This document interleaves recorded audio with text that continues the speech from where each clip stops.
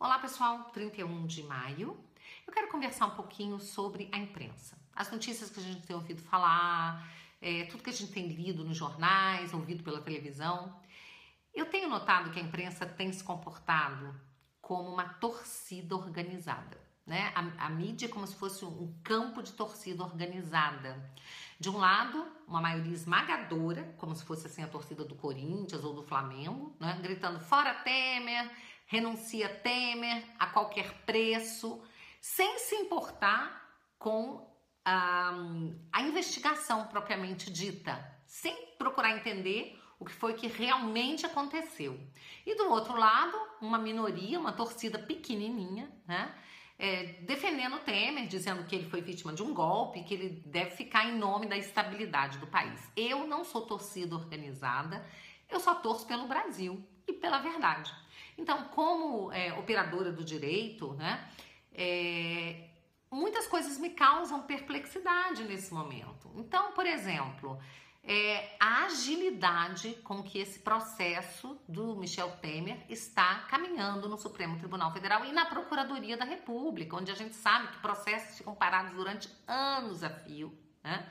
O Procurador-Geral não encaminha os processos, muitos deles chegam a prescrever pela demora dentro da Procuradoria, ou no Supremo Tribunal Federal, né, que acabou de julgar aí, de condenar Maluf por crimes talvez do século passado.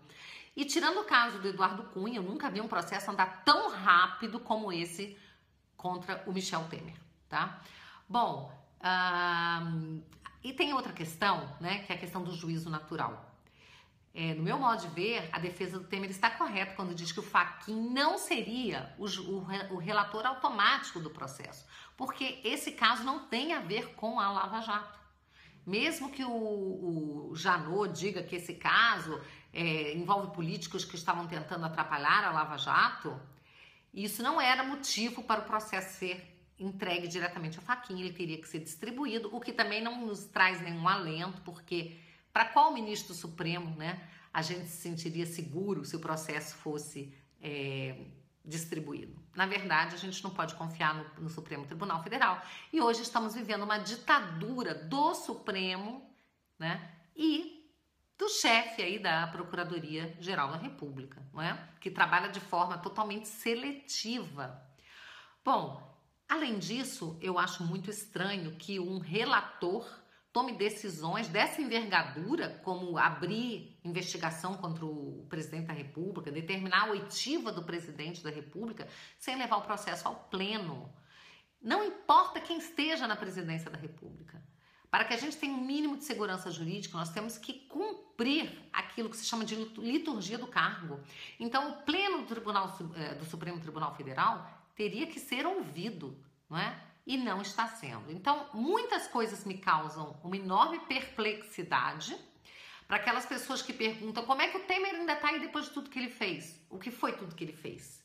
Né? É preciso se investigar. E vamos lembrar, como eu li num post outro dia, que diz o seguinte, para aqueles que perguntam como o Temer ainda está aí depois do que fez, pergunta-se também como é que o Lula permaneceu, né, como presidente depois do escândalo do Mensalão e a Dilma depois do escândalo do Petrolão. E vocês se lembram quanto tempo demorou para a Dilma sair, como foi desgastante isso, né? Também causa perplexidade para mim a OAB, né, que entrou com o impeachment da Dilma, com todas as provas que havia, no apagar das luzes do processo. E no caso do Temer, já entrou com o processo, né, no primeiro minuto do jogo. Então, gente, é pra gente pensar, não vamos nos comportar como torcida organizada, vamos parar, analisar os fatos, tá? Para que a gente tenha calma, né, nesse momento de tanta dificuldade, tanta crise no nosso país, tá? O que eu quero é que todo mundo seja investigado, o que eu não quero, 2 pesos e 2 medidas. O que eu não quero, que a gente seja enganado por um discurso, né, que para mim não convence nem um pouco, né, que é esse discurso do Janot e do Fachin, né, que tem imprimido uma celeridade a esse processo do Michel Temer, que eu não vejo sendo imprimido com ninguém mais no Supremo. Cadê o Renan, né, os processos do Renan, né? Por que a Dilma e o Lula não estão presos com a quantidade de crimes que eles cometeram? Então, vamos aguardar e um bom dia a todos.